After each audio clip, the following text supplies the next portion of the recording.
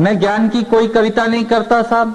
मैं राजनीति को गाली इसलिए नहीं बकता कि समाज की फैक्ट्री खराब है, इसलिए राजनीति का प्रोडक्शन खराब आ रहा है। हमारे खुद के लक्षण ठीक नहीं है।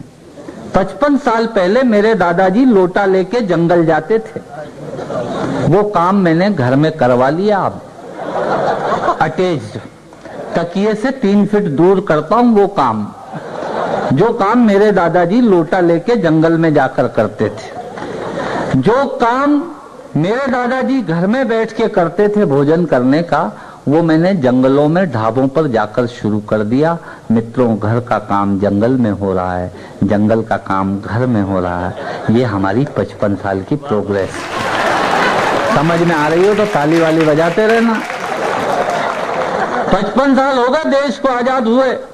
2-2 हजार रुपए के जूते पहन लिए। नाम लेके कोई बात कही जाए, बिना नाम लिए बात कही जाए, वो कविता का सलीका होता है। 55 साल हो गए देश को आजाद हुए। प्रोग्रेस कार्ड बता रहा हूं आपको। 2-2 हजार रुपए के जूते पहन लिए, 1.5 हजार रुपए की ली की जीन्स पहनी, 800 रुपए की टी शर्ट पहनी, 500 रुपए का धूप का चश्मा लगाया, 25 रुपए की टोपी लगाई, पर वो भी उल्टी। मित्रों, हम नीचे से महंगे हुए, ऊपर से सस्ते हो गए। यह हमारी 55 साल की प्रोग्रेस है। क्षमा कीजिएगा, ये जो माताएं बहनें बैठी हैं, इनके भी लक्षण इन दिनों ठीक नहीं दिख रहे हैं।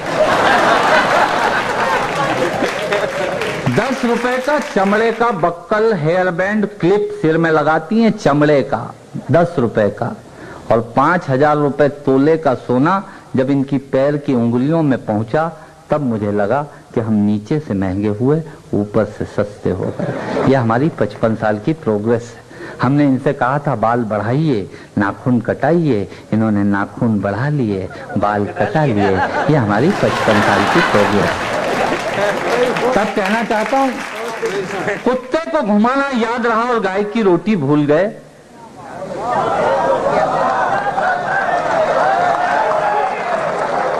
आजकल कुत्ता स्टेटस सिंबल हो गया।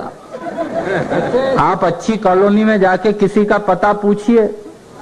मैंने पूछा उज्जैन में एक से, मैंने कहा गुप्ता जी कहाँ रहते हैं? बोले कौन से गुप्ता जी? मैंने कहा सेल टैक्स में है, लंबे से, उनके पास मारुति 800 है।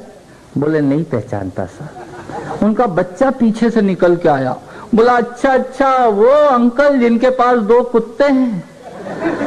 आदमी की पहचान जब कॉलोनी में, मोहल्ले में कुत्ते से होने लग जाए, इससे ज्यादा देश की अधोगति कुछ हो नहीं सकती। कुत्ते से पता लग रहा है सब। और कुत्ते भी कौन से पाले जा रहे हैं? वो जो डेकोरेशन के काम आते हैं, उनमें कुत्ताई तो नाम की नहीं होती।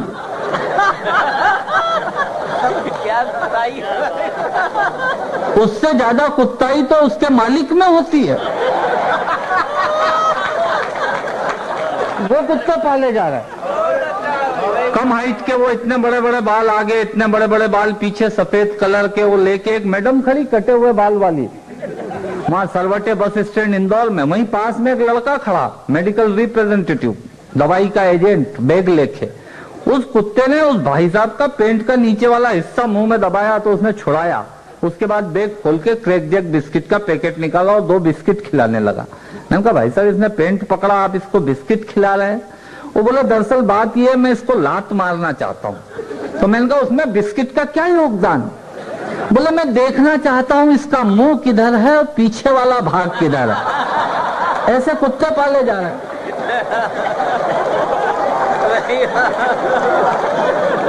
आपके यहाँ लखनऊ में भी आपने देखा होगा, पॉश लोकेलिटी में